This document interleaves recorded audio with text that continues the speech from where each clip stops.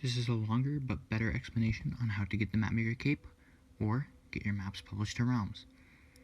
The first thing you're going to have to do is visit the website, which will be linked in the description. This is the official guidelines to creating content for Minecraft Realms. It talks about all the good stuff, such as how you cannot put gore in your maps or even use redstone as a substitute for blood. This also gives us specific requirements each type of map needs in order to be on Realms. For world templates, it says a world template should provide players with a meaningful starting area for their survival game, whether through gameplay, design, or otherwise. While there are no fixed size requirements, we recommend that the main starting area is at least 300 by 300 blocks in order to provide significant value to the players. Small builds, or builds which are extensive in size, may be considered provided that they provide the player with a meaningful experience. Alright, so that's great.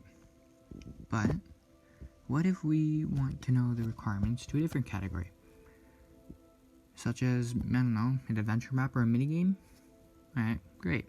That's exactly why I linked the websites in the description. For now, we should move on to the actual process in receiving a cape. To put it in the most simple way possible, you have to submit maps to Realms, which in return gives you credits or points. Doesn't really matter what you call them, I call them credits personally. The world templates are fairly easy to make, so they only give you 2 points each. Inspiration maps are a bit more complicated than that, so they will give you 3. Adventures, minigames, and experiences are some of the more difficult ones to create because they require more command stuff. And if they're not difficult for you, then they just take a whole lot of time to complete them. For that reason, they are awarded 4 points. Great, but to get the actual cape, you need to get 8 points. In other words, this will take some time and a whole lot of grinding.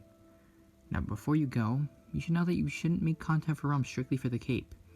You can meet a whole lot of cool people, and who knows, maybe in the future you can even get paid for building.